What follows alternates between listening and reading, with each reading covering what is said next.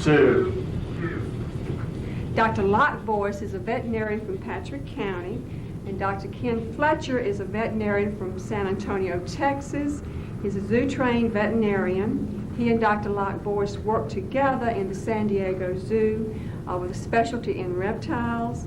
They have assured us today that a snake is as afraid of us as we are of the snake, and they're here today to educate us on snakes.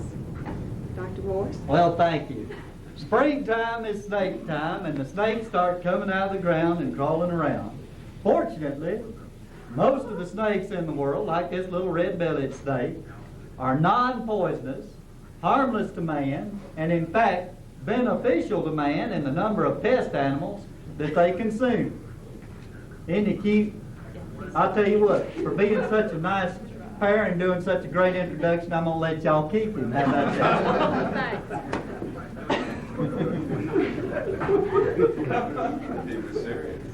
Well, Heidi, you know, it's that time of year again, snake season.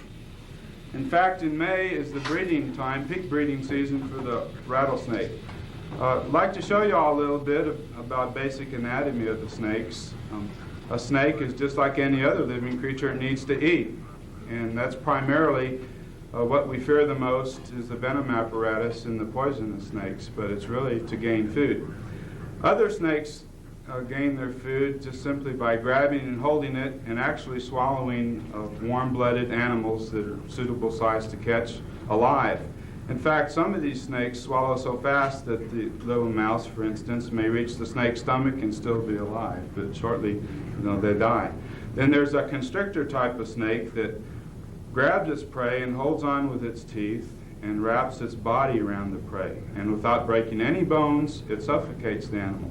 This is because every time you exhale, your chest gets a little bit smaller and the constricting snake tightens up just a little bit more until you can't breathe in anymore. And after you're dead and essentially not wiggling anymore, that snake will swallow its food. Then the most interesting and the one that we're most concerned about are the venomous reptiles. Here I've got a skull of a western diamondback rattlesnake.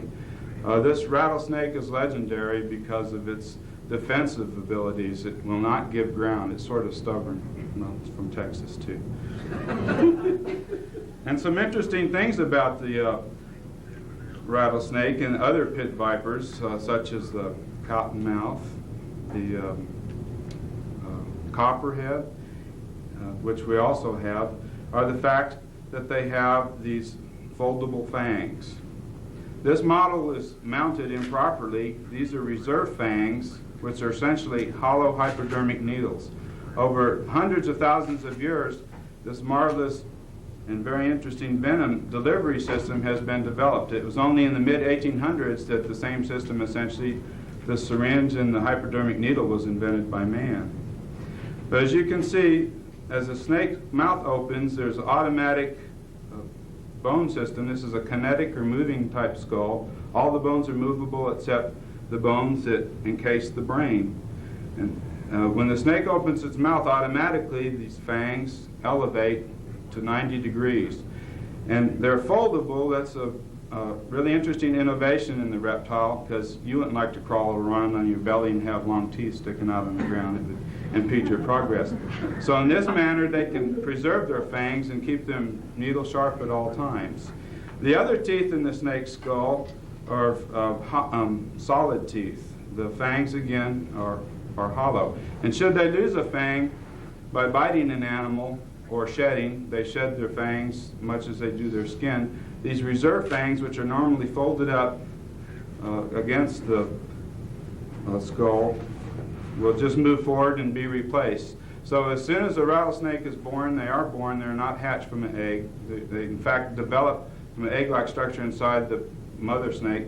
As soon as they're born, they're fully capable of envenomating. And they really have to eat a lot when they're young. They usually hatch out in August, and soon it'll be wintertime, and they have to build up a fat reserve. So a snake is known, too, for the fact that it can eat from 5 to 100% of its own body weight. That happens to me periodically, but I'm trying to lose weight, too. From a distance, I don't think you can see very well, but All these articulations where the bones join one another, and particularly at the jaw, have a elastic ligament. So they have a hinge type jaw joint that can become detached and stretched, and that way they can swallow prey that's maybe up to 9 times the diameter of their head. The skin that's normally found around their mouth and everything stretches out also. And as you'll see, you'll notice the heads of these pit vipers are extremely large. They're spade shape or diamond shape, and this is because they have a lot of muscle on there. They need a lot of muscle to work the food into their mouth. The lower jaws is depicted here with the teeth pointing back, which forces the prey in. Once they grab hold of something, these teeth are only for holding on. The fangs are only for envenomation. After that, they retract them and usually don't use them to force food down. But it forces the food, directly down into their stomach like that. And this rattlesnake is known for its venom. Here in this yellow, the venom happens to be a yellow color. It is a representation of the venom sac, and there's a small duct that leads up to the fang so that they can inject the venom. Rattlesnakes have complete control over each fang and each venom sac, so they can either bite you and not inject you with any venom, which would be nice if you happen to get bitten. Roughly 25% of the human bites are of nature where it's a dry bite, but because of the mythology and the fear people have of snakes, that can be a problem in itself, just the fright factor there. And also to help them gain food, they have a loreal pit, which we'll see externally. There's a pit between the nostril, which would be located here, and the eye. And this is really a heat detector, and it's extremely sensitive piece of tissue that can detect a change of 0.05 of a degree Fahrenheit. And from 15 feet away, these snakes can detect that there's a warm-blooded organism in the room. If it's a cool night, that's even more efficient because of the heat difference in the night air and the prey. And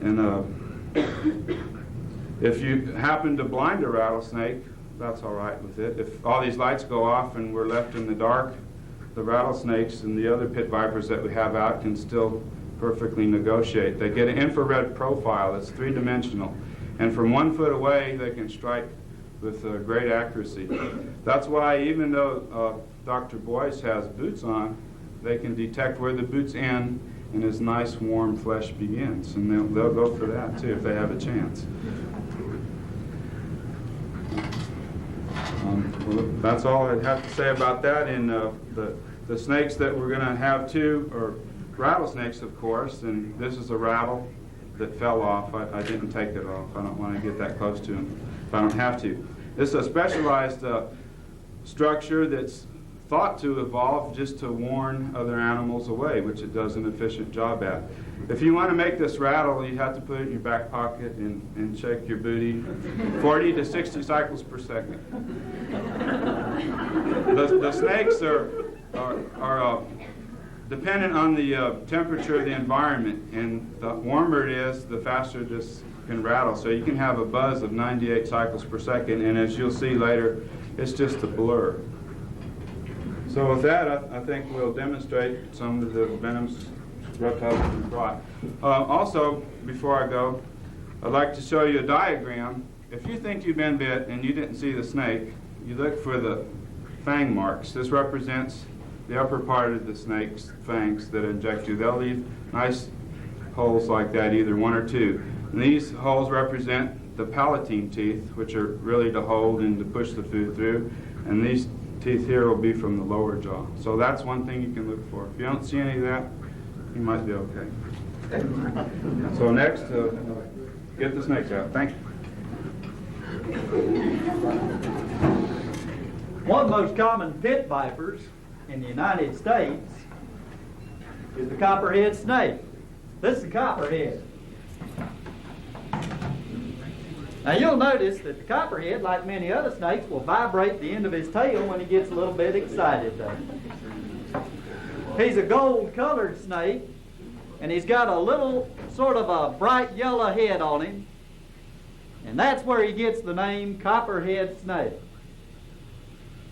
See his red tongue going in and out there? That tongue is very sticky. He picks up the same particles on his tongue that you and I inhale into our nose. That tongue is the snake's sense of smell. He's trying to find out about the room here. Now you'll notice that the copperhead on the end of this stick, or lying on this plain colored carpet, appears to be a very gaudy, brightly colored animal. And you might wonder, what's the advantage of that? But when you put him in his natural environment, which is this dry leaf litter, watch him disappear. I can get him off the stick.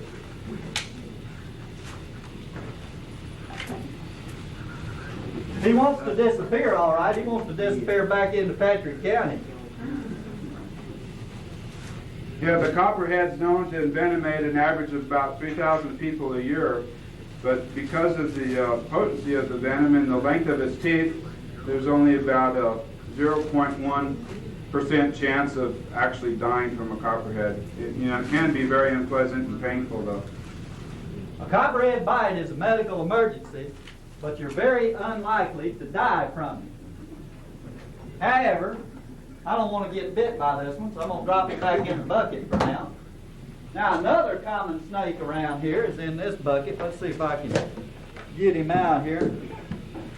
Watch this one. Now, this thing here gets as mean as he can be. Let me get my bucket here. Hey, he's getting away. Watch out, Dr. Get Boyce. away. Get away. Oh, Lordy. You can't get bit when you want to. This is a common water snake. This is a matrix water snake. They're found, this is the snake that you see out here at the dam, and every time you go to Fairstone Lake, and they'll spray a bunch of sin all over you, and they'll make you think that they're the toughest snake in the world, but as you can see, well, you can get bit by these common water snakes and don't hurt a bit. Heck, Tony. Hey, this is the right snake here, isn't it?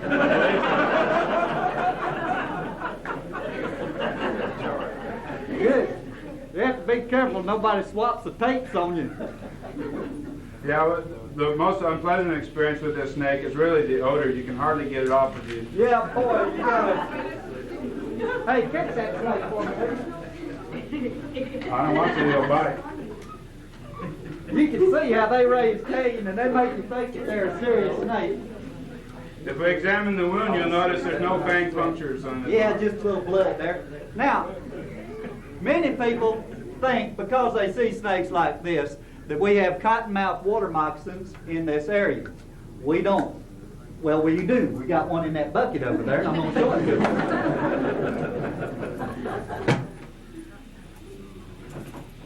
The cottonmouth water moccasin is the only poisonous water snake in the United States. He's closely related to the copperhead, but as you can see, he's a very heavy-bodied snake.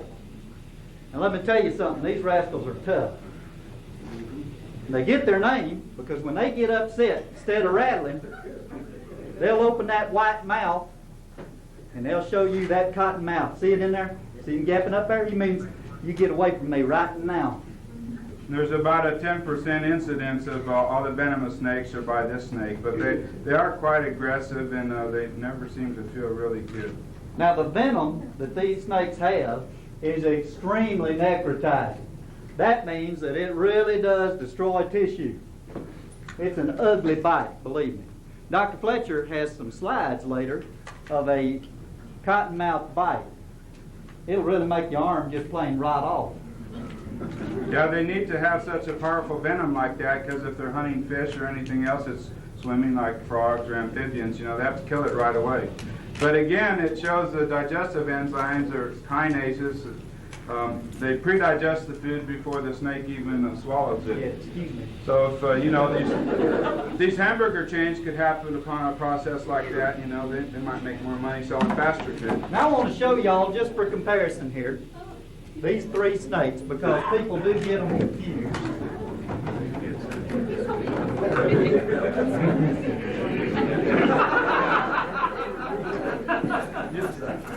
We might have to get a volunteer from the audience to help us control this many snakes at once. But you can see here the difference between the cottonmouth, the common water snake, and the copperhead. And they're really not very similar. They're about like poodles and collie dogs, you know. You notice for the most part, these snakes aren't interested really in chasing us. Yeah, they mainly want to get away. They want to go the other way, and that's what we should be thinking about doing also. So you can see the difference between a cottonmouth and a copperhead. These snakes are all roughly the same length, but look at how much thicker bodied that old cottonmouth is than the copperhead. They don't even like one another. And the shape of the head's important too, to differentiate a venomous from a non-venomous. You can see with this water snake, the harmless snake, except it likes to bite a little bit, not venomous. It's got a, rather even neck. The neck is even with the head, where there's a small neck and large head, to capacitate the venom apparatus in the venomous animals. Where did he go? I'm going to put him back before he bites me. Going right in that bucket.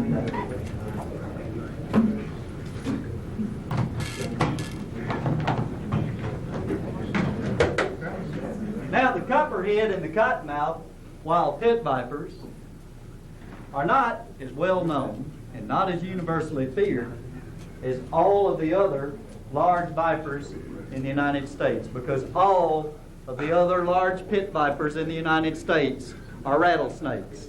And rattlesnakes, as Dr. Fletcher pointed out, about to bleed to death here from that, as Dr. Fletcher pointed out, have rattles at the end of their tail. Here in southwestern Virginia, we have only one rattlesnake, the timber rattlesnake.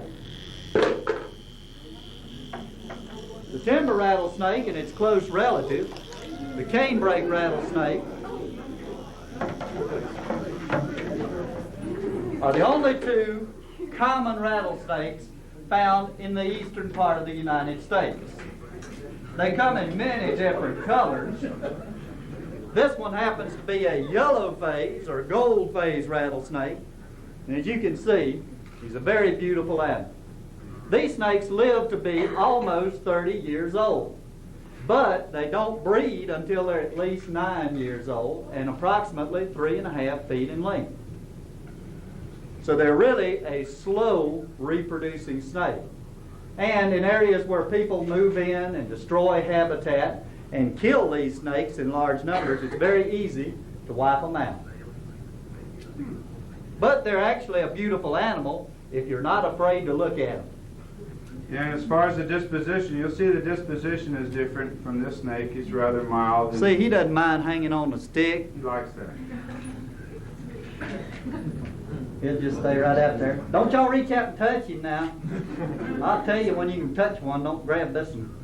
You can see the tongue moving that Dr. Boyce mentioned, and also they do have a sense of smell from their nostrils that are at the end too. There's a patch of olfactory or odor receptors at the roof of their mouth, and that tongue's going right in there, and the two forks on the end are going to those two patches of special receptors. That makes the rattlesnakes really the bloodhound of the snakes. When they do envenomate an animal, they'll strike, envenomate, and retract and let the animal succumb to the poison. That way they don't risk getting injured themselves. And in that way they have to go find their prey once it's been killed. And they use this method exclusively for locating their prey to localize it. Also, May is breeding season, like I mentioned before, and they have a high sense of ability to locate the females also. And there's written descriptions of rattlesnakes when they're courting each other. Even the really aggressive western diamondbacks that we'll get to today are sort of not paying attention to their surroundings, and you can get very close without any problems with them once they're pursuing their mate. Now, snakes have a bad reputation just because of the way they look. If you had a yellow eye and a vertical pupil, that's sort of devilish looking. And the supraoculars, or scales over their eye, gives them a formidable look. And also, if you look closely at this snake, and especially the rattlesnakes, they even seem to have their war paint on. There's markings that are rather nice looking, I think, on their face. These snakes are not particularly dangerous. 8,000 people were bitten by poisonous snakes in the United States last year. Roughly 10 of them died. No one who was bitten by a timber rattlesnake, a canebrake rattlesnake, or a copperhead was among the fatalities. You can get by without treatment sometimes with these animals. It depends how much venom they have. You know, if they just had a meal, they might use up to 75% of their venom to kill it. They usually try to have some venom in reserve. You know, the size of the snake, of course, the bigger the snake, the badder they are. That's why the western diamondback is so dangerous, because it can have up to 325 milligrams of venom in its gland, and it takes approximately 100 milligrams of that to cause a human fatality.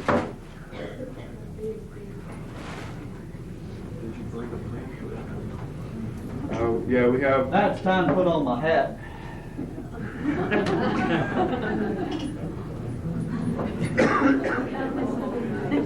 Thanks to Dr. Fletcher here, we have with us this morning some large diamondback rattlesnakes and this one black-tailed rattlesnake from Texas. These snakes are the most dangerous snakes in the United States, and they're among some of the most dangerous snakes in the world. This is the black-tailed rattlesnake,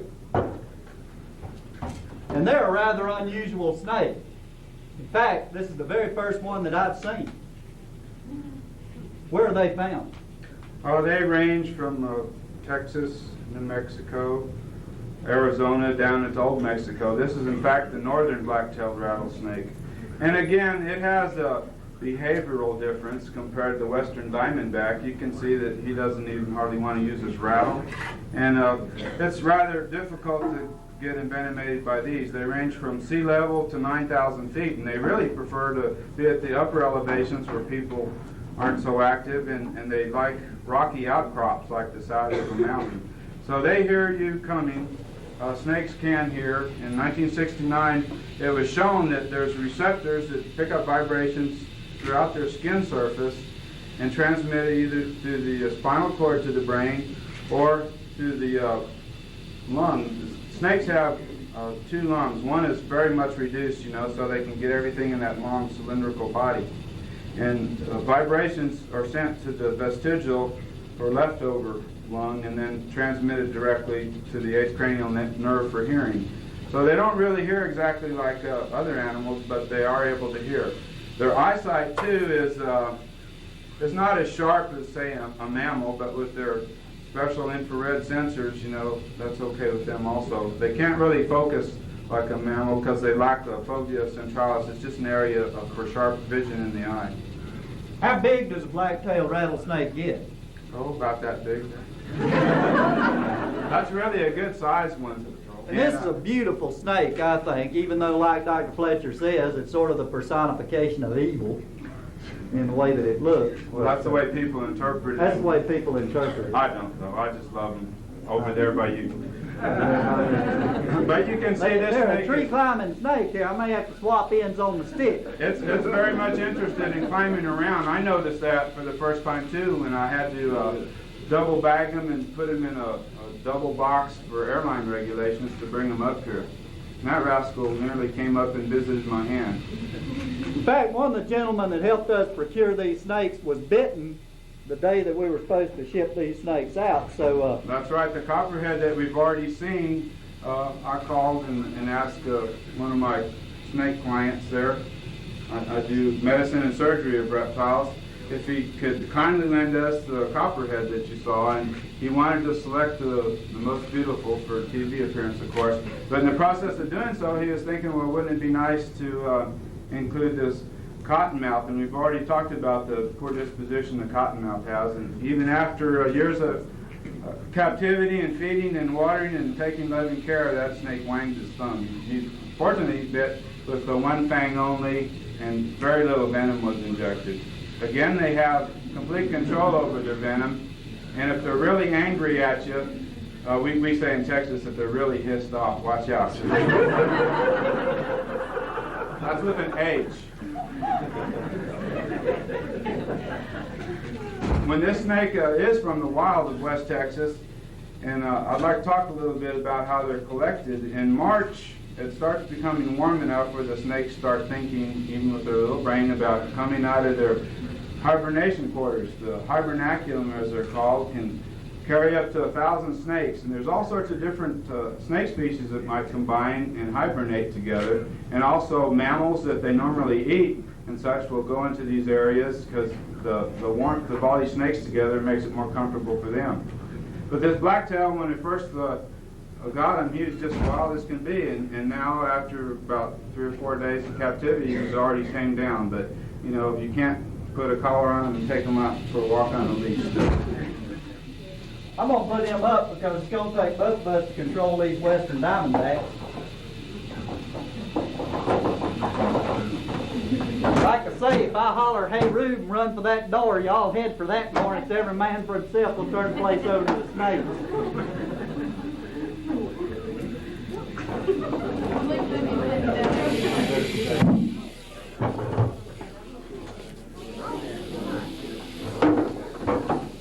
Now, snake is more afraid of you than you are of him.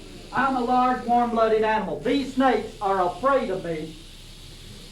They have nothing to gain from fighting me. But you back him into a corner and you force that snake to fight for his life. And he'll fight with the only means available to him, his fangs and venom. A rattlesnake can strike 2/3 of his body length. They can strike at 9 feet per second. That's as fast as a man can move his hand or his foot.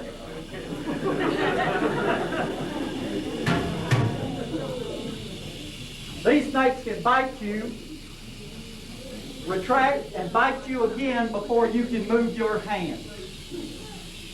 It's always a lie that a rattlesnake will strike only 3 times in a row.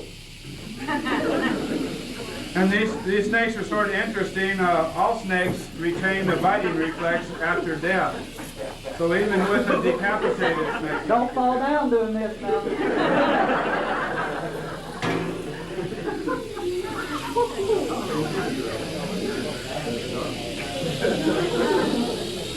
Hope y'all get this on film because I ain't gonna do this to you. Legs. These boys going for the belt buckle. You can see that it's false too. That you hear that's a myth that, you know, these snakes, once you anger them or say kill their mate, they'll come after you. They have no interest in doing that at all. Dr. Boyce is exceeding their defense lines there, causing them to strike. But you'll notice that even though these are the most dangerous rattlesnakes found in North America, even though these are some of the most dangerous snakes in the world, they're always backing away from me. They're afraid of me, and they're looking for an out anywhere they can. I hope they don't find one up in there. That thing's solid, ain't it? It's very important, of course, never to try to do this without any training or knowledge of the specimen. Dr. Boyce has many years doing this, and she's still alive, so I guess she has a skill built up. When a rattlesnake strikes, the fangs are erect, and they strike with a stabbing motion.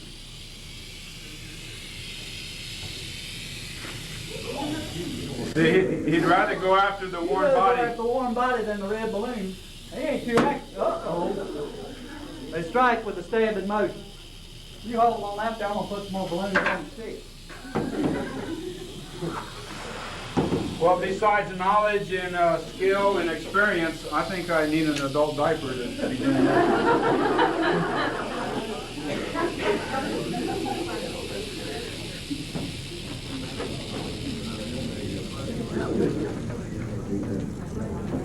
You notice that the black and white color of their tails, these are sometimes called coontails.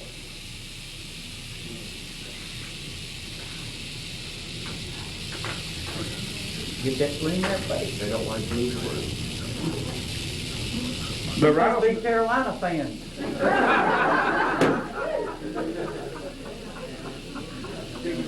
That particular snake is the one that lost part of its rattle.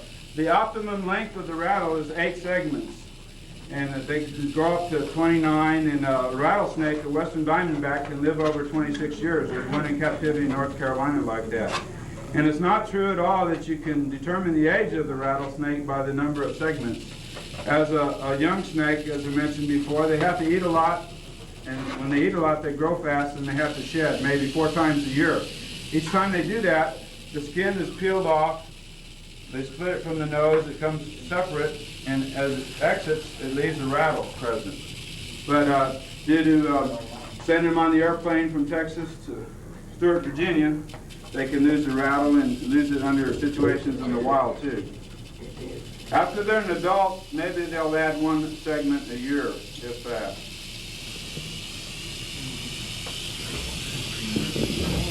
That ain't too active. I'm going to play with him more than this other.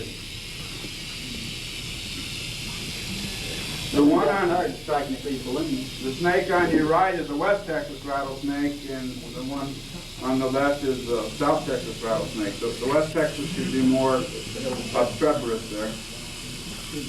What it is they strike at heat, these balloons just aren't that hot.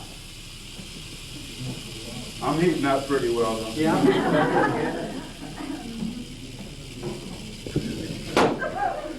Wow! So you can see these animals when they're hunting, they really specialize in ambush. They'll lay along a track where appropriate mammals come by, and they'll strike them like that. That's why you can encounter them walking down the same path. But if you heed the warning, you know that's rattlesnake talk for get out of here. They'll pop a balloon.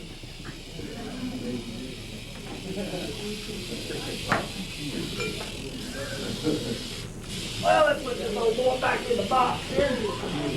How do you tell them apart? You said they were from 2 different parts of Texas. Well, I just know. Watch the snake. You have to keep your eyes on the snake. Even when it don't seem like you do, you do. I know just because where they are caught, really, but the West Texas one is a lot more aggressive. And Which they're not. one is this? That's the South. Oh, good.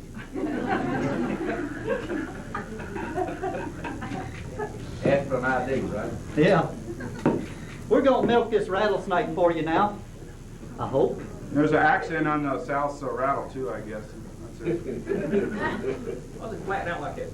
He's trying to show you how dangerous he really is. He's trying to become larger. Spreading those ribs show you how big he is and how tough he is and how you better not mess with him. He's That's what's also behind the rattling too. And that's also- what that tongue coming out. He ain't smelling when he waves that tongue out there like that. He's telling you, he's waving that thing like a flag.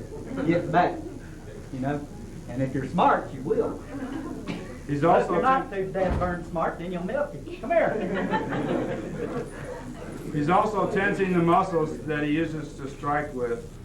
And this is just like a bullfight. You have to wear the snake down a little bit before you more or less safely want to grab it. The carpet's too soft to safely ain't pin too the wore snake, down so we're if trying you- to get him on the wood.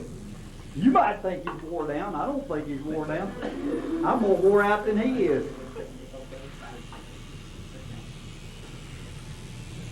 Now I'm getting dizzy. Come here.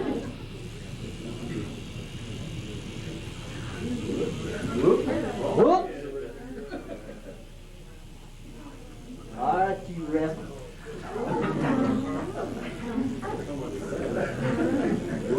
Well, maybe that's the West Texas one, and Backwards here.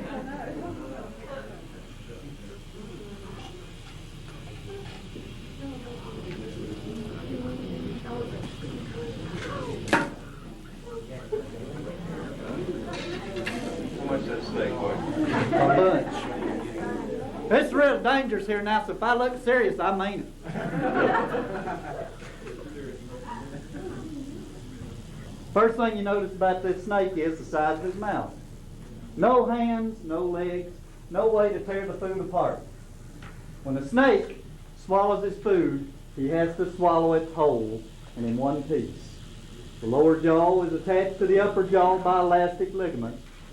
And the lower jaw, instead of being attached together at the bottom by bone, is held together by tissue, so that the lower jaw halves can spread apart. A rattlesnake can swallow something 9 times as big around as its head. Now you can see the fangs there.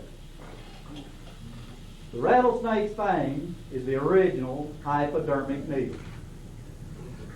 It's hollow and it's sharp on the end. You can actually prick your finger on the end of a rattlesnake's fang, if you're stupid enough to do that. I hope he's got a good grip on it. Me too. There's the western diamondback rattlesnake. Look at the size of those fangs. You know how deep he could stick that venom into you? It would really burn you. A friend of mine got bitten doing this show. In fact, the guy that taught me how to do this. And that's what he said during the show. But for any of you that are interested, rattlesnake venom burns like hell. Now, the venom of a rattlesnake is a modified type of saliva. It flows from modified salivary glands located just below and behind the snake's eye. And if I put a little bit of pressure right on these glands, you'll see a drop of venom run right out on the end of that fang. See it there? Yep. That golden drop of venom. That's just to show you that these snakes here are loaded. That's made me nervous, seeing that stuff come out there.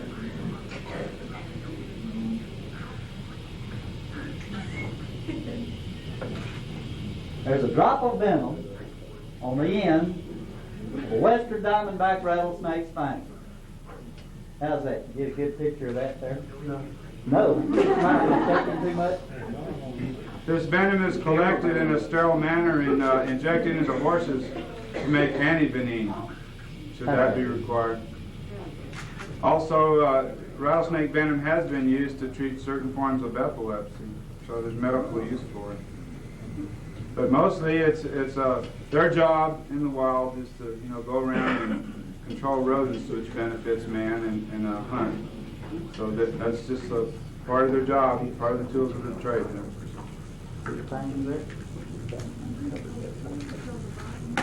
You can see the control over those fangs and how it's trying to move toward Dr. Boyce and his finger there, and it takes a lot of muscle there. You see that venom dripping right out the end of the fang. Does this venom affect the nervous system? There's a partial, very, very small effect on the nervous system. The rattlesnake venom is primarily necrotoxic, digestive in function, and hemotoxic. It affects the lining of the blood vessels and the cells in the circulatory system also. All snakes have a combination of nerve, hemotoxic, and necrotoxic, fractions in their venom. The venom is a very complex mixture of proteins, and really some of the isolates, like from cobras, are used to block intractable pain where there's lesions that are very painful. I'd collect this venom right on my finger here. It's a little bit sticky, see it there? It's yellow colored. You can rub it right into an open cut. Won't hurt. You can even taste it. You know what rattlesnake venom tastes like? Tastes somewhat like copperhead venom.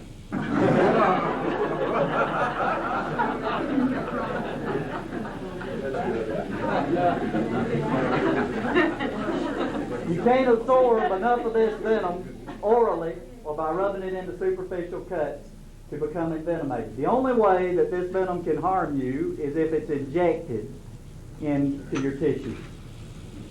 And since the fangs are so long in this particular snake, the skin is penetrated and they'll inject directly into the muscle, or heaven forbid, directly into a blood vessel. Then you're in real trouble. You've had it. Would any of y'all like to touch a rattlesnake's rattle while it's rattling? There ain't a big rattle on this. This is a good time to talk about snake bite statistics again. About 1/3 of the people that are envenomated every year are as a result of handling snakes like this. That's the end of bite up there. I've got to hold this in. Y'all want to touch the rattle? See that plane moving there? The rattle is just composed of the same material as your fingernail. It's a keratin-like Here's material. your chance to touch the rattle on a live western diamondback rattlesnake. And live.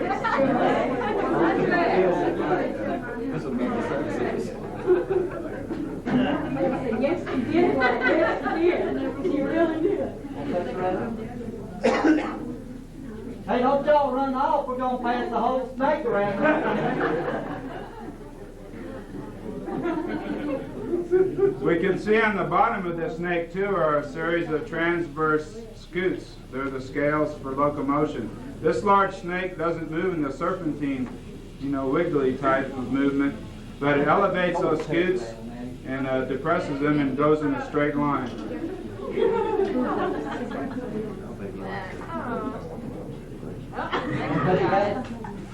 Again, you can be out and there be a harmless snake, and if there's leaves or other material around, they'll vibrate their tail because they're nervous of your presence, and you might think there's a rattlesnake about. But if you do hear that characteristic sound, you have to stop and try to locate where the snake is and go the other way. Want to come down here and touch the rattle there, George? You want?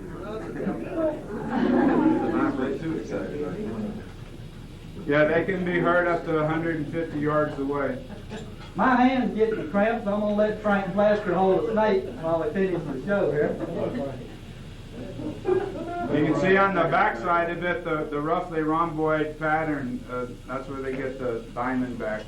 The eastern diamondback actually is a lot more colorful, but it's really an inoffensive snake. It's almost like a tame snake out in the wild compared to these. Again, it's because of the tendency for these snakes to defend themselves, that there's a lot of bites. Plus, there's anywhere from 2,000 to 9,000 of these caught just in one place in Texas at a rattlesnake roundup. And they use gasoline, unfortunately, to make the snakes come out of their burrow. They just blow in liquid gasoline. The vapors are really irritating. They kill outright a number of snakes in there and other animals that we mentioned that are in the hibernaculum. And snakes that are caught with gasoline later also can get pneumonia and die, which is really common. So I've been asked what a rattlesnake tastes like, and it's sort of a cross between a rabbit and a chicken, but if it tastes a little bit like gasoline, it probably came from Texas. In fact, at one time they were canning rattlesnake meat and selling it in stores for sale. It says right on the can, served with a dry white wine. If you're going to eat rattlesnake meat, I'd advise using white lightning. Other products, of course, are the skin that are made into belts, but I personally think the skin looks a lot better on the snake. That's where it should stay. And the head and the rattles are made into earrings. The head's made for mounts. And a current process that they're doing is freeze drying. And the snake looks real. You can put it in a striking pose, and you really can't tell it from a live snake. So that's sort of humorous to have around. All right. I'm getting a hand cramp sure enough, so I'm going to put this snake down.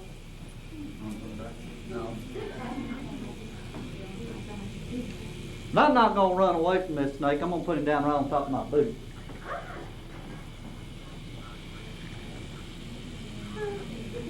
Now, this snake could bite me right now. His fangs are intact. I've only taken out a small amount of the venom from his head. And as you've seen, he can easily strike above the top of my boot, which is right there. But you notice that he's not interested in doing that. And it's not because his mouth doesn't hurt. It's because he's afraid of me. He doesn't want to pick a fight. And he'll fight back only to defend himself. In fact, if I move away slowly, that snake won't bother me. You give a rattlesnake or any other snake an out, and he'll take it every time. But if you crowd him, you force him to fight, he'll fight back the only way he knows how.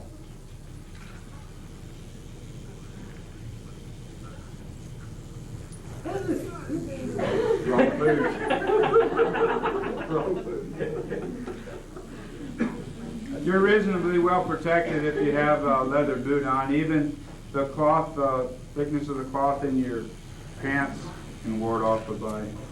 Yeah, but not with this snake. These are long fangs here. They'll get through these boots pretty easy. All righty. If y'all have any questions, we'd be happy to try and answer them for you. I have one. Yes. Someone told us one time that you could tell the difference in a poisonous snake and a non-poisonous snake by the shape of their head.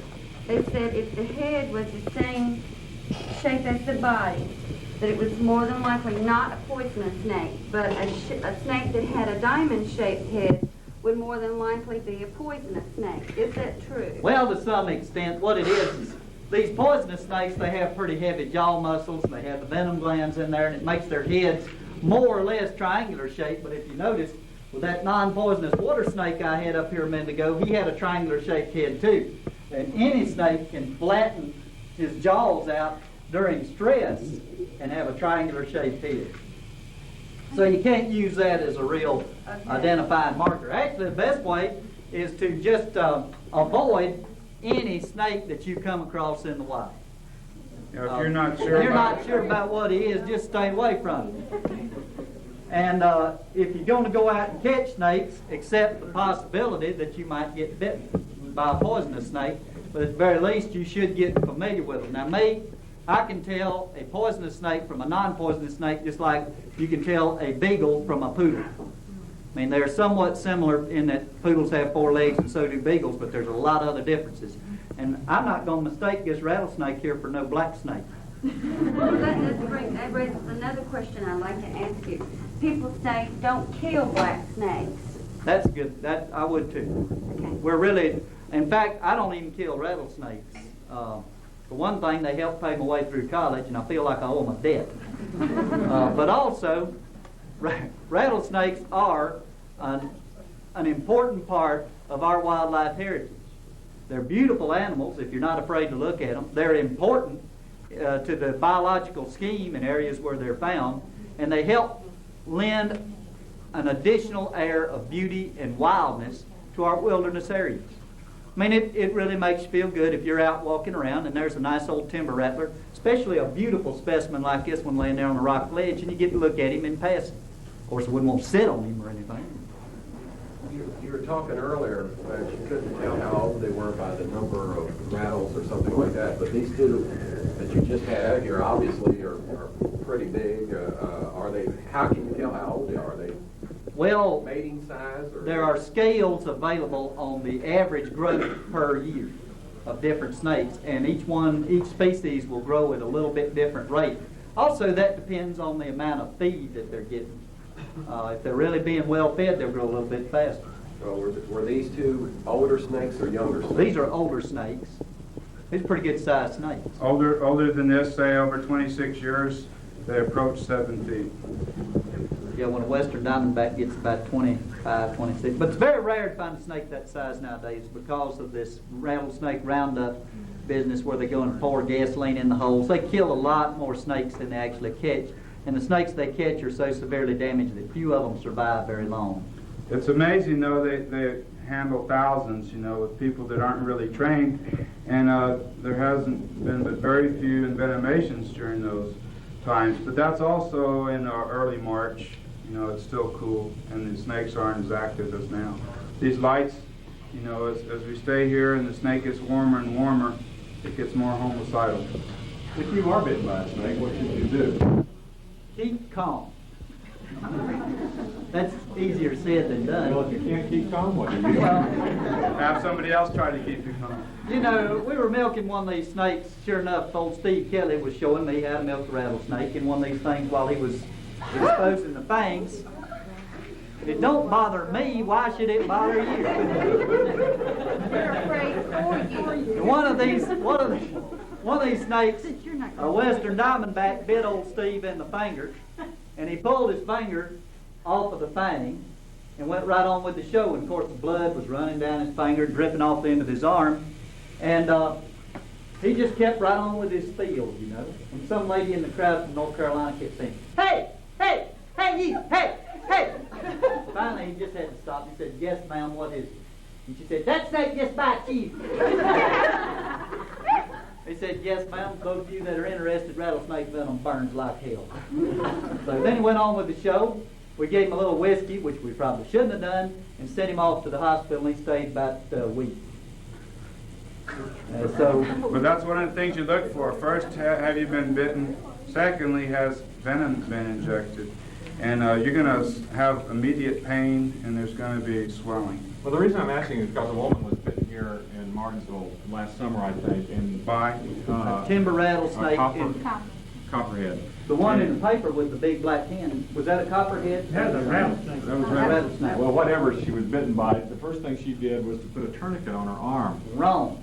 Let me get back. Let me answer your question a little bit better than telling some story about some long dead snake milker. The best emergency care is seek emergency care. Go to a hospital. Be calm about going to the hospital. Keep the bitten part lower than the heart if possible. Do not put on a tourniquet or other constricting device. Do not whip out a sharp instrument and start doing some homemade surgery. Just go to the emergency room. They can take care of it. The snakes that are found in this area are very, very unlikely to produce a fatal bite. Just seek medical care. Don't wreck your car en route. I have never seen anybody seriously injured by a snake in Patrick County. I've seen a bunch of them seriously injured in car wrecks. Just take your time and go on to the hospital and get fixed up. If you put a tourniquet on your arm, particularly a tourniquet made out of something like a bootlace, and tie it as tight as you can, and leave it on there for 25 minutes, whether or not you've been bitten by a rattlesnake, your hand's liable to turn colors and swell. We have found that most of the permanent injury in snake bites in the United States is resultant from the treatments rather than the initial bite. So you aren't supposed to make an incision and try to suck the venom out? Not at all. Just go on in making the incision. So all the Boy arteries Scouts have are been wrong, cut, nerves have been cut, tendons have been cut, infection has been started, and you wind up with these terrific tissue destructive lesions where somebody's got knife happy. So I don't care what Cousin Clem says, keep him away from you and go to the hospital. So the timber rattler's He not might have been waiting 20 years since he read that article in Field and Stream back there as a kid to carve on somebody in the woods. But don't listen to him, you go home. You need a immediate medical emergency treatment too for tetanus prophylaxis. These organisms that these snakes have in their mouths are plentiful, and some are very deadly, cause a very nasty infection. And I read one case report where water moccasin envenomated a person, and they sort of swell up really well in their arm, but that's not what killed them. Tetanus killed the person. So it's very important to seek medical care for antibiotics and tetanus treatment. So the timber rattler's not as strong as the Nowhere near. because my kids drag those up every now and then. Yeah, well, tell them not to do that now. Oh, they tie them on a leash and just drag them on up on the front porch. Oh, I hate And then I make them let them go. You can't control your kids any better than I can control mine. No, sir. Yeah, that's the Look very- at my parents. They tried to keep me from playing with snakes, too. That didn't work. Oh, I try to keep them from playing with them, but they love them. So. Well, we're going to show some slides here of snake bite wounds. See, it's very important. Been bit by a black snake, but not by the rattlers. It's important if you're very young or say over 50, the statistics for bad outcome, bad sequelae increase then. So particularly with children, they have to be educated. Oh, well, yeah, not to do that I try so to much. keep them educated on them, but they find long sticks with forks in it and trap the snakes. That's the wrong way to handle I know. it. You saw how tricky it is to handle this snake. Uh-huh. I've done probably about 3,000 rattlesnake milking shows and never had a scratch. Oh, they drag them up somehow. Don't ask me how they get them to the house, but they manage. Okay, well, I'm talking right to them. Y'all quit doing that. Oh, I This do is for too. professional snake handlers only, and you should not try this junk at home. Oh, I try to tell them that too, but it doesn't work with me. Well, we have some slides that might. Yeah, we'll send them a slide. All right. How about that? I'll send them a picture. All right, that might help, That but I might doubt help. it. They They'll can just give pull them. out They'll the probably just picture give and them look at it incentives when to they go feel look for like more. playing with snakes. And people sometimes think, well, since the animal's coiled up and they bite, that's the only way they can bite, but they can bite from any position. Is it true that snakes' skin doesn't heal very well? It does susceptible not heal very well, to infection? and it is very susceptible to infections. And as veterinarians, we've had a lot of problems doing surgeries on snakes and trying to get surgeries to heal. What I do nowadays is I usually sew them up, if I have to, with surgical steel and leave the steel in. Out in the wild, would you think a small scar, skin scar, torn down to the flesh, do you think that would possibly be fatal? It could be, but more often what it does is scar up real bad. And if you notice, it was pointed out that this old snake here's got a few old skin scars on him. Almost any big old snake, just from the way they live, crawling around through rocks and whatnot, will have some marks on them. And every once in a while, when they bite that rabbit or rat, the rabbit or rat will bite back. So bites, wounds are a common problem with them. Mm-hmm. Well, I've heard rumors that sometimes they get bitten by the rabbit, the rat, whatever, and it's fatal. It can be. Yeah, they can get kicked and broken back and so on. That's why they try to, bite and then withdraw so they don't get hurt. Another problem with operating on snakes, doing surgery, is the skin won't heal because they're in process of shedding their skin. This is a shed off of old Patrick there, the timber rattlesnake that we just removed yesterday so it would shine for the camera better. But they develop a new skin underneath, and there's a fluid that forms that can blind them. Sometimes you'll see snakes out in the wild that have blue eyes, and these can be pretty treacherous because they really can't see that well. If they don't have the heat-seeking pit, they might strike out in defense too. But they'll rub that skin when it's ready to be shed. They'll start at their nose, rub their nose, and rub against objects, and this will peel off like a sock. See, this is really inside out as it's come up the timber rattlesnake that's in there. So the shedding hormones will frequently slough the sutures unless you take precautions like Dr. Boyce and use stainless steel sutures.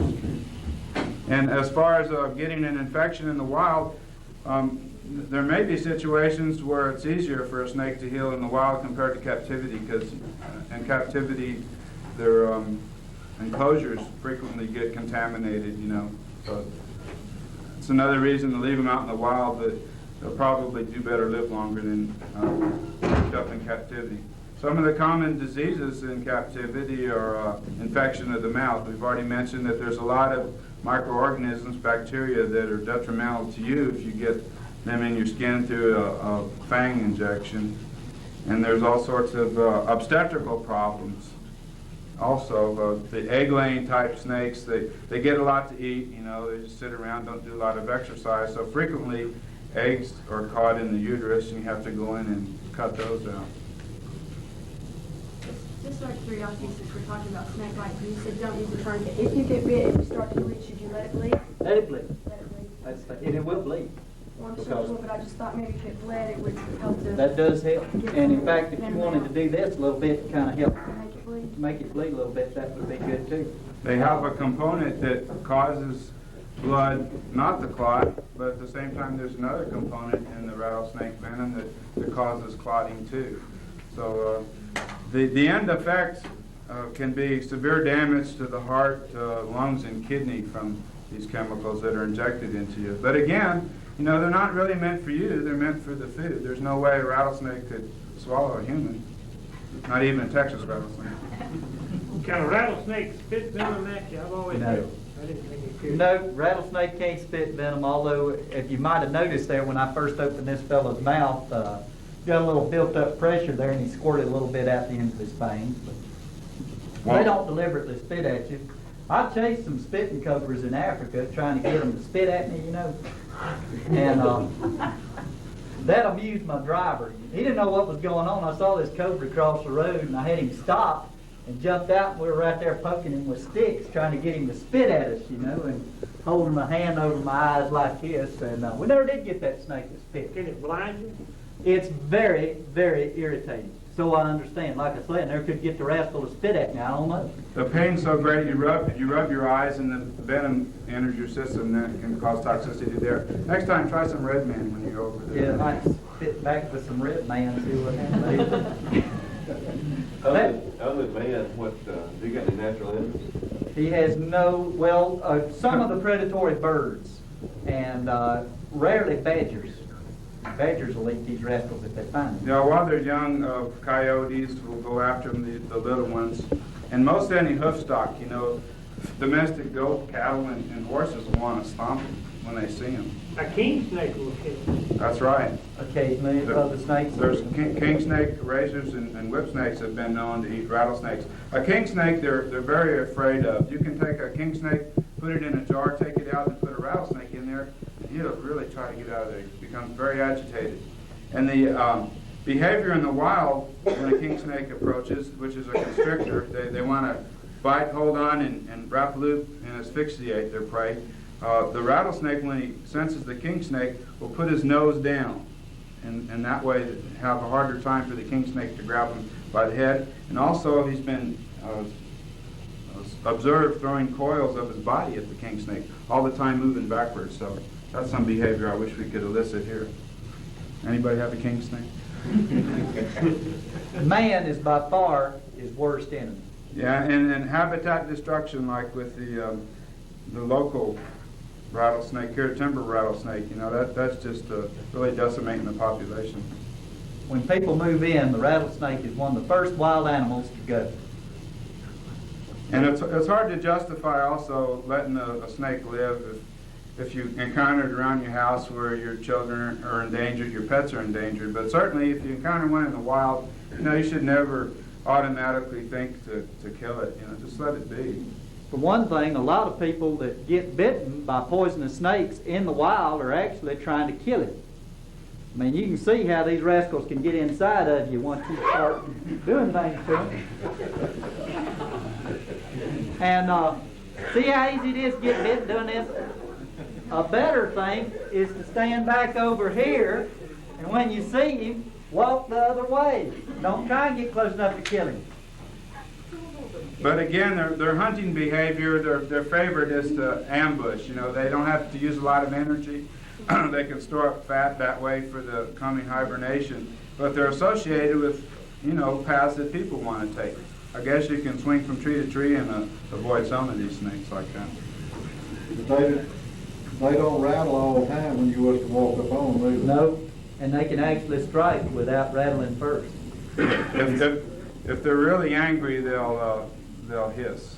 The rattle is just a nervous reaction. That shows that he's upset, he's excited, and he's mad. You know, it's just like this one here. It's thought through evolution, there used to be a lot of, say, bison on the plains where the rattlesnakes, you know, originated from. And because of that, it's thought that they developed this rattle so they just wouldn't get stomped accidentally. But that's conjectural. That rattle is literally meaning, don't tread on me. And that's the same reason that spitting cobras spit, by the way, is they actually develop this spitting to attract the attention of wild ungulates or hoof stock in the area. They spit in an antelope's eyes, and it irritates the antelope so much that the antelope quickly learns that when he sees that cobra up there with that red stripe across his belly, that he better go around it. It keeps the cobra from being stepped on. It keeps the antelope from getting spit in the eye. And these animals, too, they maybe once a week, very rarely if they're small, maybe twice a week. But the rest of the time, they want to take it easy. So another place to encounter them is in an open area, say like a path where they're trying to get some sun, absorb some of the sun. That helps them digest their food completely and so on. So, you know, if you're in Texas, I spend a lot of time looking down there. What about other poisonous snakes in the area around here? Are there others? Just the copperhead. The only two poisonous snakes in this immediate area, the copperhead and the timber rattlesnake. The only snake that you're likely to find around Martinsville is the copperhead because they do well around human habitation. And they are an urban poisonous snake. Well, you got in South Carolina, they were talking about like a coral snake. There is a coral snake in South Carolina. They're a very small, colorful member of the cobra family. Their venom is extremely toxic, but their venom delivery system is very primitive. They have a very small mouth, their fangs are extremely short, and they have a small quantity of venom. It's very difficult for an average-sized coral snake to bite an adult human. But when they do, and if the venom is effectively injected somehow, then it can easily be a fatal bite. they have to latch on and chew like that water snake was doing to Dr. Lunch here. Yeah. And the venom goes from the modified salivary glands, through grooves in the teeth, and it's not muscularly injected with force like these animals. This is the most efficient and the more recent, in evolutionary terms, top of the line snake here. The cottonmouth and copperhead are really primitive in many respects compared to the rattlesnakes. Except water snake, then, is what most of us probably been called mice and all these. That's him. That's why we brought him along, so y'all can see him. And again, they're mainly offensive if you handle them because of the bite, but when they eliminate on you, they have scent glands, and then they eliminate on you. That's pretty horrible. If you have any bad smells on your hand from whatever source, you can try Crest toothpaste to take it off. The dentifrice in there will mechanically remove stuff, and the deodorizer that's in it might even remove that scent. He'll try and make you think that he's more dangerous than that rattlesnake. You can see there's a triangular shape to the head because they all have these certain muscles in the back of their head for chewing, but it's nowhere near a spade shape there.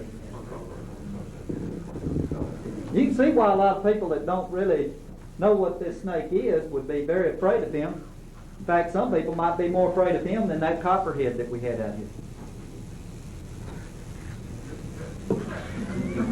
How long does a cobra live? I caught a cobra in Ghana in 1972, and I heard a little over a year ago that he's still alive at the St. Louis Zoo. I don't know what the world record on him is, but it's many years. And that's a big adult snake when I caught it, so I don't know.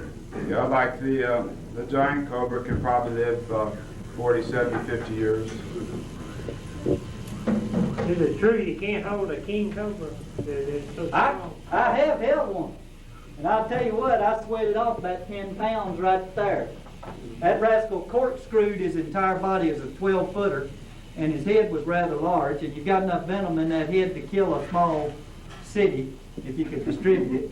And we grabbed a hold of him, and the rascal corkscrewed his whole body like a spring and was trying to pull his head back through my hand. And talk about nervous. Lord almighty. So we bit off more than we could chew that time. And since then, that's the last time that I've handled a king cobra. I don't mess with them. Is there any more questions? We save what can happen for the last, and this pretty graphic representation that slides of an actual envenomation. And the snake involved was the Chinese cousin of the water moccasin in this country. But as we said earlier, the water moccasin is known for its necrotizing fraction of the venom that it has. So there's a lot of tissue damage. This bite that I'm going to show you was on the hand. About 85% of the accidental envenomations in this country are on the hand too. And that's from, again, people that are unknowledgeable or using unsafe practices handling these venomous animals. About the remainder of the bites are on the lower leg and ankle, for instance, accidental venomations in the wild. Can y'all see the difference here between the copperhead and the common water snake? These are the only two that you would really get confused. Yeah, and if there's you can see a big difference there. The copperhead is more gaudily colored. He's a more delicate bodied snake. But both snakes have triangular heads. The copperhead is very unlikely to be found in water. The water snake is almost always going to be found in water. And even though there's some similarity to the general pattern, in the water snake, it's much more subdued. If you get close enough to them and you look straight down on their head, you can see the eyes of the common water snake from the top. Stick out there like little frog eyes. Whereas the copperhead, his eyes are on the side of his head. And if you really get down there close enough, you can look at the pits between the eye and the nose. But I don't advise getting that close before you decide whether it's a copperhead or a water snake. Yeah, if there's any doubt, again, just leave the snakes alone. You can see when they're young, and they first appear as young, there might be a brilliantly yellow tail. They're quite beautiful when they're young also. So you might be watching that beautiful yellow tail in the wing of it. But again, the fangs on this snake, they have the erectable, foldable fangs, but they're relatively short and they rarely inject below the skin. Again, if you get injected into muscular tissue or directly into a blood vessel, that's where really great problems occur. Is the snake susceptible to his own venom? I've seen in a captive situation, captive snakes, snakes strike at food. If there's more than one snake in there, and they're fed approximately every 2 weeks, so they're ready to go. Yeah, and it's an infection problem. The venom itself has some effect, but it's mostly the infection of the bite. So if we witness that, we start them on antibiotics right away. It's just like a person, get them medical help right away. There's a king snake is reputed to be immune to the rattlesnake venom, but it's thought that that's not exactly true. It's just that king snake rarely gets envenomated by a rattlesnake that he's trying to hunt and kill and eat. Can we see that water box snake? Yeah, I'm gonna put a water box around here if I can get the hay. That should be called the army snake, in my opinion.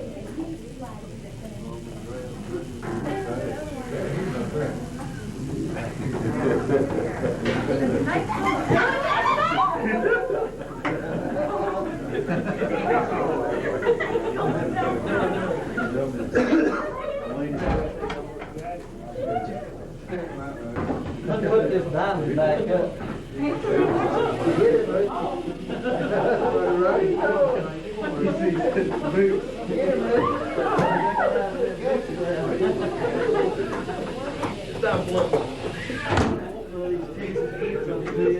No, I just have my shoes on.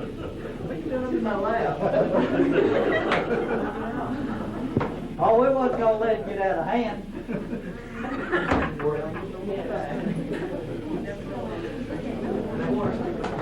There must be water over here. We won't get out of There's a puddle right here.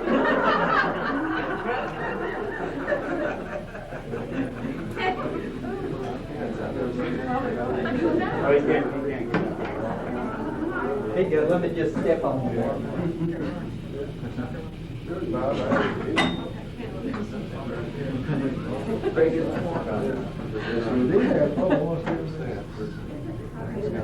You can see the most aggravating one's that non-poisonous water snake. But there's a cottonmouth and a common water snake and a copperhead. And you can certainly see the differences there. What's the range on the cottonmouth? The cottonmouth prefers large, warm, slow-moving bodies of water. They really like brackish water environments.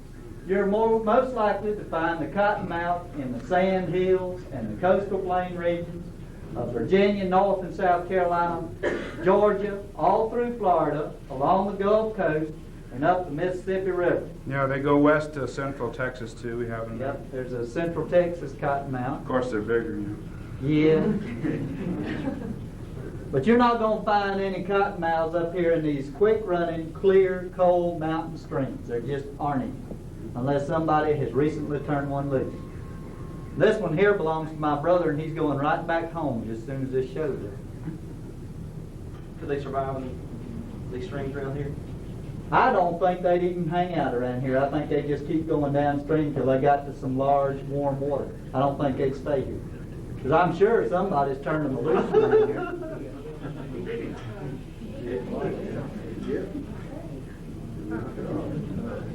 So he's going to require antibiotic injection now. Yeah. What type of antibiotic would you use? I use some broad spectrum that has a real good effect on the gram-negative type. That's the ones that really cause a great amount of problem.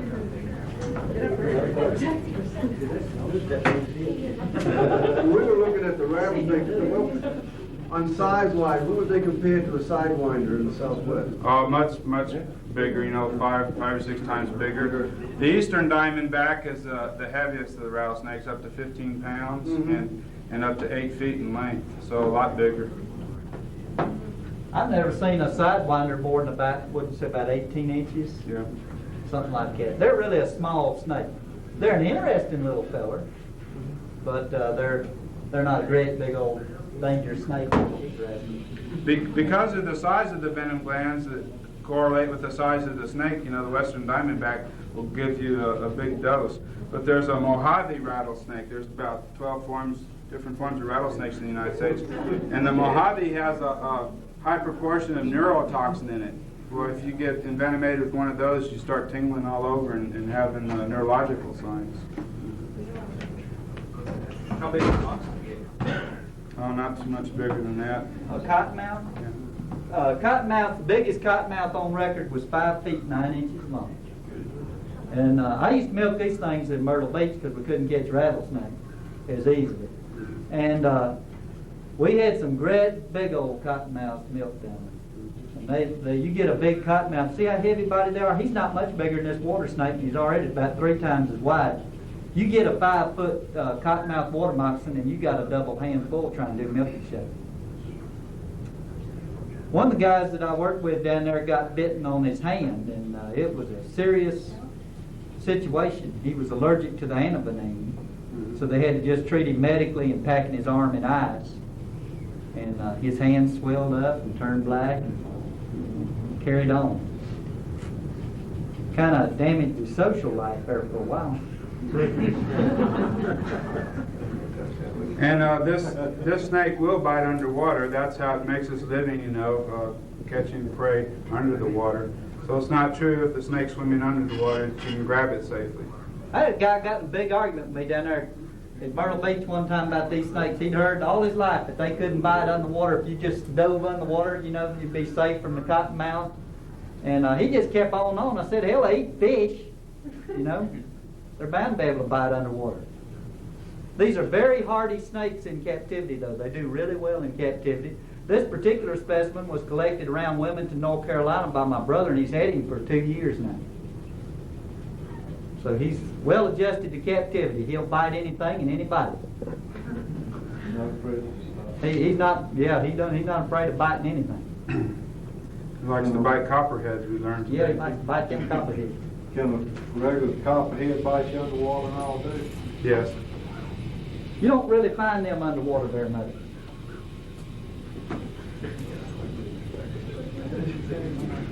The rattlesnake, in fact, all snakes can really swim well. They inflate themselves with air, and they can swim on top of the water float. And the rattlesnake swims with its rattle sticking up to stay dry. Supposedly, they've been sighted as far as 20 miles out into the Gulf of Mexico. They go from these little islands to islands, eating the rodents that live there in the sand dunes. You know, so rattlesnakes swimming too. They'll bite you. They can bite you. That'd give you a cramp in your tail time you held that rattle up for 25 miles of swimming.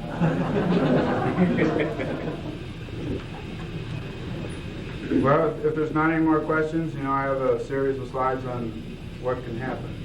I'd like to ask one. If you was to encounter a rattlesnake in the woods, hiking or something like that, first of all, do they always warn you before striking? Okay, second of all, suppose I saw one staring at me around the bend. What should I do? Just make a wide berth. He'll go the other way, you go your way, and he'll leave you alone. He won't pursue you. He ain't gonna chase you out of the woods. And if he's out sunning himself, or if he's asleep, and he doesn't sense you and you step on him, he's not going to warn you at all. He's going to instinctively try to protect himself. Is that the only time they will bite, is if you step on them? No, you can see if you get... Or really threatening, really you have to be threatening threatening. But what he interprets as a threat may not be intentionally threatening on your part. I mean, if you happen to sit on him, I mean, that might be totally accidental and you may mean him no ill will. But if he's sitting there on his rock and he looks up and all of a sudden the sun gets blotted out by something coming at him, he's going to hit at that target. Yeah, you might be sorry you did You might that. be in a jam for sure then. And you will be sorry. So there's no reason in really being afraid if you see a Keep your eyes rattlesnake. peeled so you can see him. Are you able to get out of the way if he strikes? Oh, yeah. See? You are, but... Well, no, anybody can. I mean, anybody can do this, you know. But see, it's easy to stay outside of his striking range. That one doesn't strike far. No, you can get very close to him, and he is probably a much more dangerous animal than these timber rattlers and copperheads found around here. So you're very unlikely to find anything more dangerous than this, and you can walk right up to him. So you leave him alone, he'll leave you alone, and give a snake an out every time, and they'll take it, even the really dangerous snakes. After y'all keep them a while, do they calm down a lot to what they are when you find them? Some of them do. But as you can see, this snake here has been in captivity for years and practically raised in captivity. He don't look too calm to me. Yeah, there's some individuals that never do calm down. And on the series of slides that I have some wild-caught snakes that, in fact, never did calm down. They sort of bit the hand that fed them, literally. Can we look at the slides? Yeah, do y'all have any more questions? In the process of feeding these snakes, if you were to give them a dead rodent, already dead, would they eat it? Yeah, they can be trained to accept it. They'll do it through smell. But they really like the heat of them.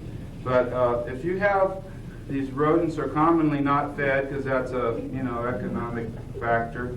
They arrive hungry to be fed to a hungry snake. So you have to be very careful that the snake is ready to eat. And if it's not, and you don't really know, commonly the rodents are stunned. They're still alive, but they're unconscious. Because if you leave a mouse in, a little old mouse, little old Mickey, will just tear the heck out of the snake, bite the hole right in. I don't know if that's poetic justice or what. You ever had any dealings with the South American bushmaster? Uh-huh. Can you tell us anything much about that? Well, its scientific name, Achesis mutus, means silent death. When you go like that, they have extremely long fangs and extremely potent venom. And they're a real heart attack type snake to handle. They're big, and they kill a lot of people in South America, and if you mess around with them, you're liable to join the statistics. Will they track you down like they said? No. No, They won't. no snake will do that. I haven't been to South America, but I've worked in Africa, and I have been in the wild with black mamba and green mamba, which are also snakes that have a reputation for chasing people. And in my personal experience, they're not trying to chase you; they're trying to get away from you. And both of those snakes move very, very fast, and both of those snakes are very hard to catch and very dangerous to catch. But as far as them ever chasing you, we gave them plenty of opportunities, and I never had that experience. The mamba in captivity is commonly kept where you can just switch it through a switch door. If you try to use a snake hook here, they say, "Hey, right tree branch." And they'll come right up. They might climb over you and go over you and stuff like that. So they're very fast and they're very clever snakes. They're not like these things at all. These rattlesnakes are kind of dumb. They just sit there, rattle their tail, and strike it whatever moves. Whereas the mamba and the cobra family are really alert. Very quick snakes, very smart snakes. They're real rocket scientists compared to these things. College snakes. See this snake here, he's just looking for water. Or something else to sink his teeth into. You want to show your slides now? Sure, let me run through that. Guess we have time factor. What's the snake in this area? Blue racers, black racers? There's a black racer. It's a very common snake around here. And they're pretty fast too, but they're totally harmless. Is that just a version of the black snake? Or? No, they're a totally different snake. Actually, they're closely related to that water snake that I had here and the garter snake. Their closest relative is probably the coach-whip snake of the southwestern U.S. Racers and coach-whip snakes. Do you find the baby snakes, is it any smaller brothers and sisters are around? No, they don't have much family attachment. Thank you. They're like North Carolinians. Once they reach a certain age, they leave, disperse, and that's it.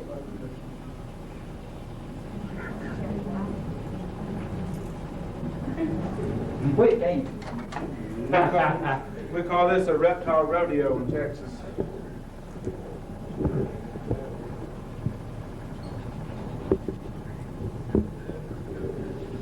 Okay, go on. This slide shows the snake in question. It's a captive snake, and they came in as little 9-inch snakes. It's called the 100 pacer, so you can figure out, well, there's some danger to that one. This is the Diankistrodon species. It's closely related but it's in China and Southeast Asia to the water moccasin. And as such, it has a very potent necrotoxin. And this is how they're handled on a daily basis because of the food that they get accustomed to. We all know how reptiles can get, fixated on one type of food, and that's all they eat. Like the mutant ninja turtles, they just eat pizza. Well, this snake was very difficult to feed because apparently it learned to eat birds or something like that wasn't available. So we had to force feed it. And that involved, here it is, captivity. It's a very beautiful snake, and you can't see here very well, but it has about 2-inch fang. But to force feed it, it involves causing this snake to crawl up into this acrylic tube from this end.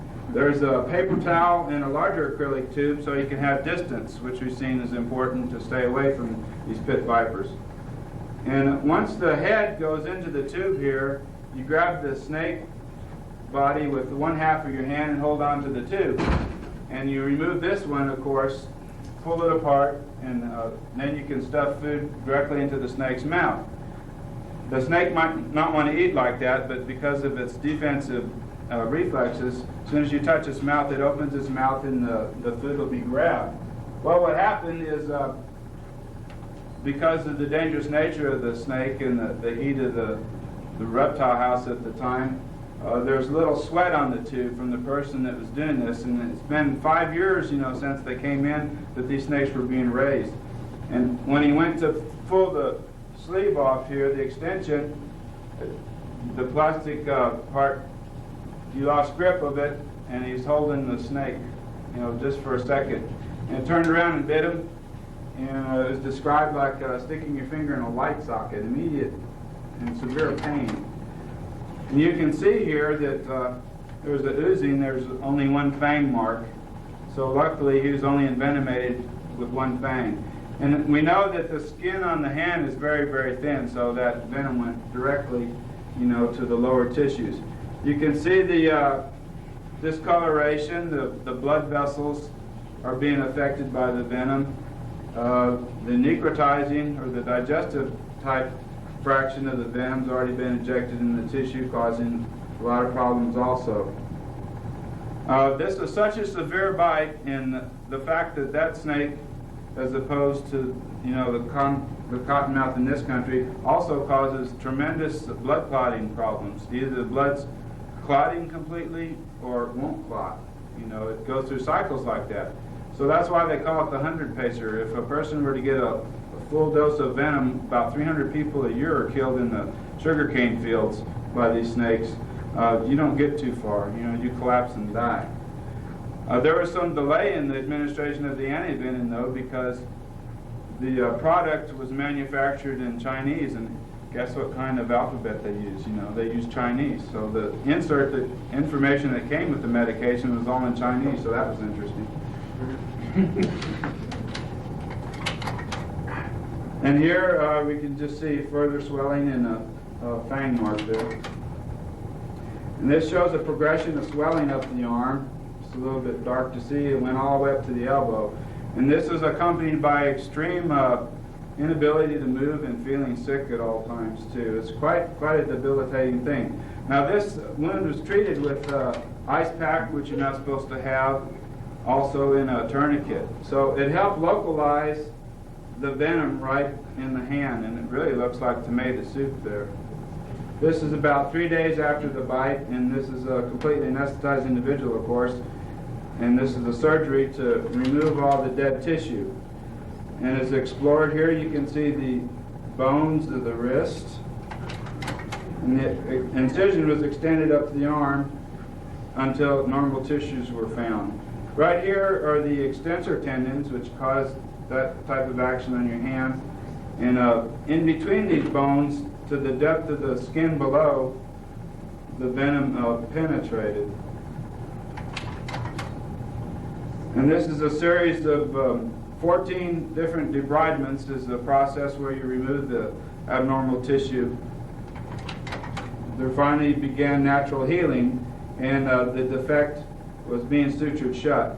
The greatest danger after the venom was neutralized by the antivenom was the infection. And this person was hospitalized, of course, over a 5-month period of time and put on high doses of antibiotic. To get the final defect to heal, this is the left hand put next to the abdomen, and a sliding H-flap is made, where a piece of skin from the abdomen was sutured directly on. And he had to remain like that, wrapped up like a mummy, like Napoleon. He looked like Napoleon. We'd come and visit and wave to him like this for about 2 months, until it was assured that this skin attached here. Then the skin was cut off. See, that was the blood supply from the abdomen there. So he's left with a graft that's on his hand from his lower abdominal region, and when he gets fat around the middle, so does his hand. But he's a black belt karate, so he gained a complete function of his hand. Here he is flexing and extending. And then he just has a slight droop in one finger, the index finger, so it's pretty amazing, you know, modern medicine can do. And he was immediately taken, about 10 minutes elapsed, you know, to emergency room situation. And had he not been, even with a partial bite that he had, you know, it would have been death. So it's very important, number one, if you don't have, you know, the training and the knowledge about these animals, to just stay away from them. And then if you do become unfortunate enough to be envenomated, you know, get emergency medical help as fast as you can. So that's all the slides I have. Does anybody have any questions? What kind of snake? It's called a 100 pacer. It's a relative. This is actually very closely related to this snake here. It's an oriental cottonmouth, more or less. But he's about twice the size of this, and the venom is different in composition too. But the scalp. Cottonmouth venom is extremely necrotizing like that. I've seen cottonmouth bites that look similar to that. So don't get bit by one of these rascals. I noticed this from here where he rattles his tail just like a rattler does. Right. It keeps it down. Yeah, it keeps him vibrating. That's nerves. It's like when we shake our hands, they shake their tails. We're going to have Saturday night in Patrick County at Rotary Field. We're going to have a welcome back for the troops in this area that served in Operation Desert Storm. If y'all know anyone who served in that operation, you might invite them to the Jeb Stewart Rescue Squad. And the Rotary Club is going to sponsor it. And how this fits into this show is, for entertainment, they couldn't get a band. So I'm going to milk a snake. So if you want to see the snake show again, we'll be putting it on at Rotary Field in Stewart on Saturday night. That's pretty close to the helicopter landing zone.